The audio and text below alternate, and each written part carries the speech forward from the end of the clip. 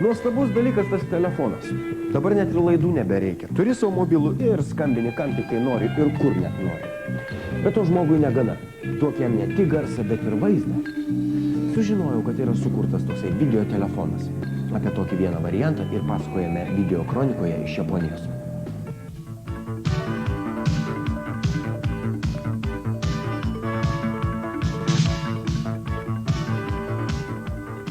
Sveiki, aš jūs matau.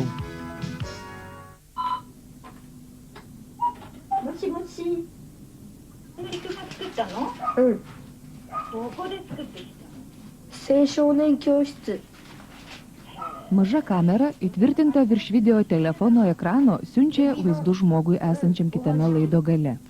Eksperimentai su video telefonu prasidėjo mažame Katsuaro kaimelyje 1998 birželio pabaigoje.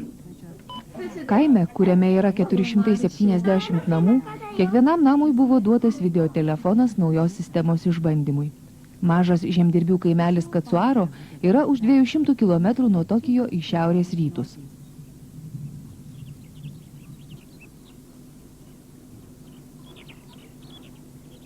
Vyresnio amžiaus žmonės Katsuaro kaimelyje viršė 25% visų jo gyventojų. Nusprendėme, kad šis kaimelis turintis vyresnio amžiaus žmonių ir išnykimo problemą yra ideali vieta efektingam video telefonų panaudojimui kasdieniam gyvenime. Mitsuyo Yoshida gyvena ant kalno toliau nuo kaimelio centro. Jai labai padeda video telefonas, nes jai sergančiai sunku išeiti iš namų. Jai labai patinka pirkti video telefono pagalbą, nes tai įdomu ir patogu, kai gali prieš perkant pamatyti produktus.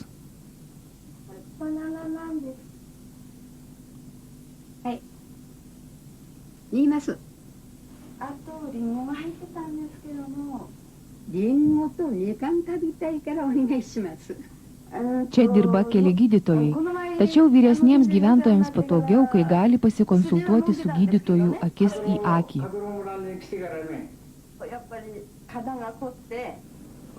Esant skubiam reikalui, gydytojas gali pasikonsultuoti su šeimos nariais ir patarti klientams per video telefoną.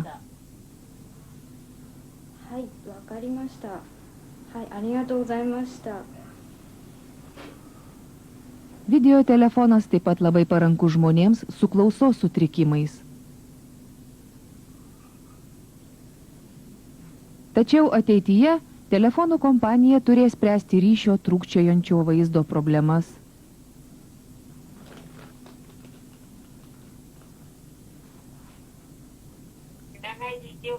Daugeliui gyventojų patiko paplepėti telefonų su draugais.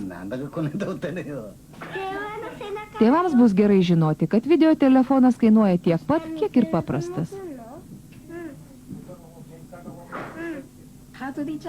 Lengviau naudotis neįsivaizdavau ir labai patogu. Man žymiai lengviau kalbėtis matant veidą, nes neturi rūpintis, kokios nuotaikos kitas žmogus.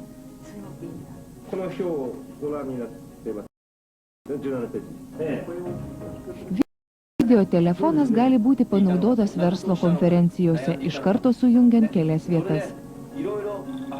Jį galima įtaisyti mokyklose, kad tėvai galėtų matyti, kaip mokosi jų vaikai.